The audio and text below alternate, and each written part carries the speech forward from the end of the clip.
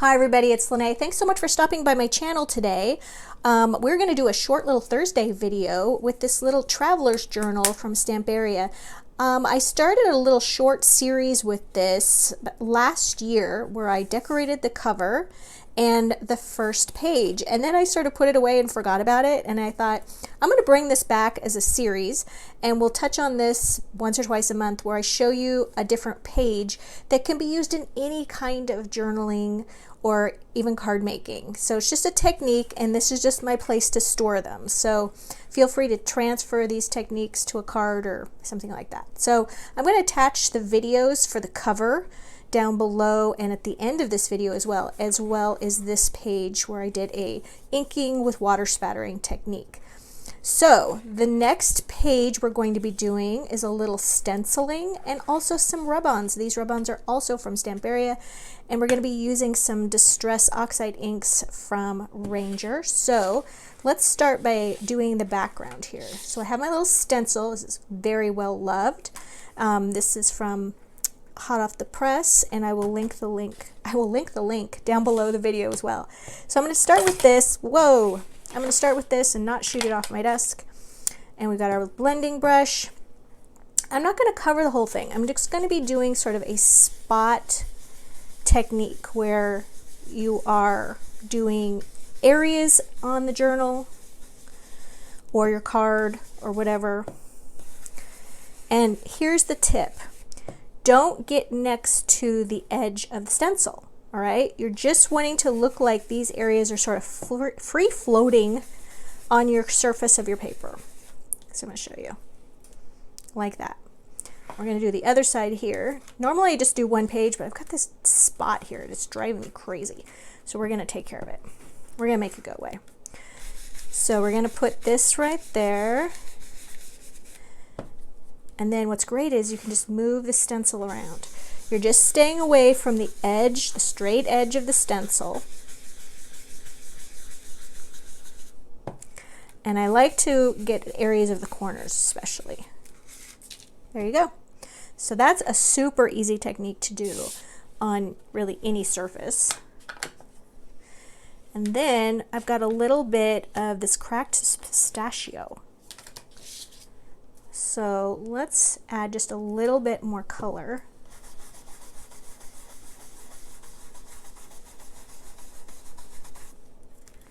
Just a little bit like that. There.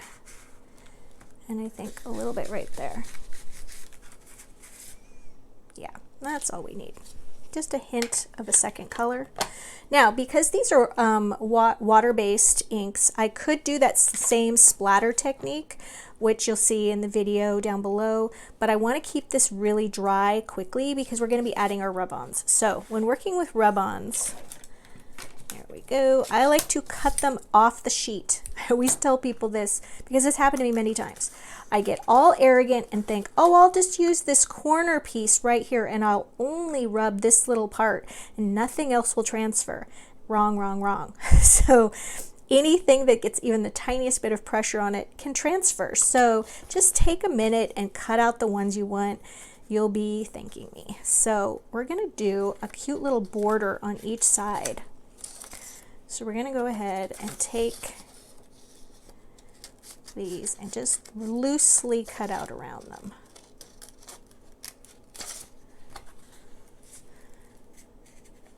Just like this. And because I'm going to keep this very, very quick video, we're going to just start building the border on each side. And then I'll show you finished. So I'm just taking a bone folder. This particular collection Rub-Ons didn't come with a little wooden popsicle stick, which is what I prefer, but I couldn't find one around here, believe it or not. So I'm just using my bone folder. For some reason, I think the wood popsicle sticks work great. I don't know what it is. It shouldn't be any different than a bone folder, but I just prefer a popsicle stick. Do you guys? How do you use your Rub-Ons? What do you like to use as your applicator if you don't have your popsicle stick? All right. Let's see how well we're transferring here.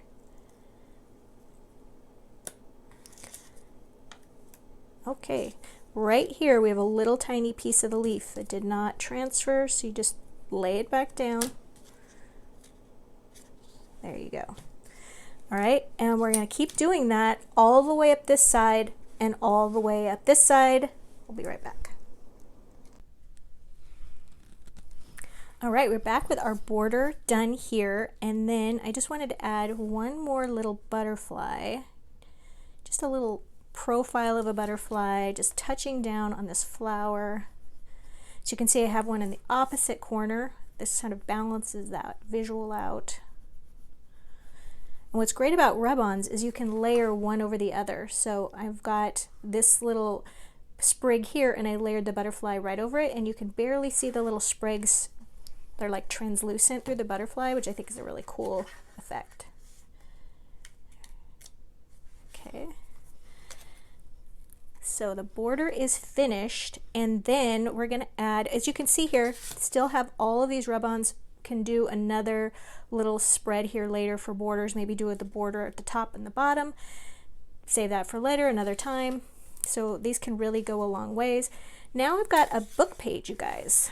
And I've just taken my paper trimmer and I've cut these into little strips. They're about 3/8 of an inch long. We're just kind of continuing this mixed media look. I like to take my little strips and not fold them, but sort of roll them in half. And we're just going to cut a little dovetail in them, just like that. And we can do that at different heights. I always start off in the wrong direction there. Oh. Get this out of the way.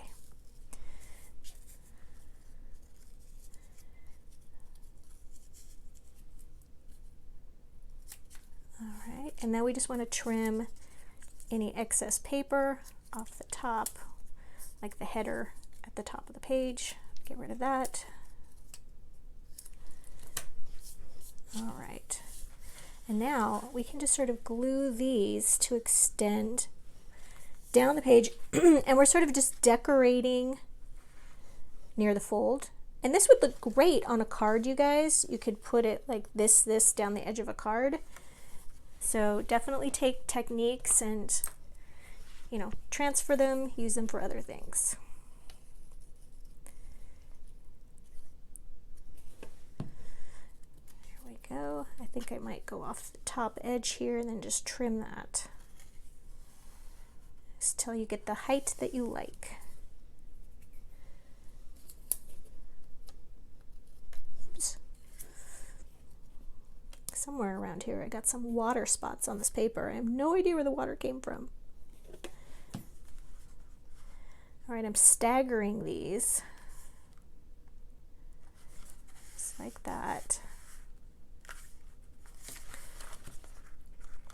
And definitely let me know, you guys, in the comment below if you want to see more of these journal decorating ideas. I'm going to try to make them so that they are transferable, usable for, you know, using in different paper crafts like card making.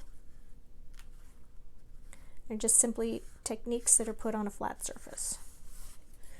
All right, now we're going to turn that over. I used way too much glue.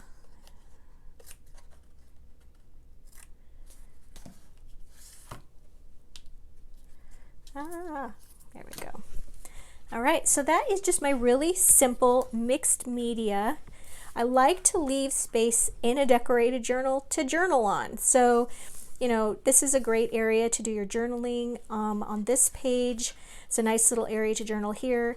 I think it's fun to do something like this in anticipation of a trip when you're doing a little traveler's journal like this, and then you can just have your blank spaces, and then you can bring this along with you and you can record your adventures. You could use this as a daily journal. You could decorate the pages and give this as a gift.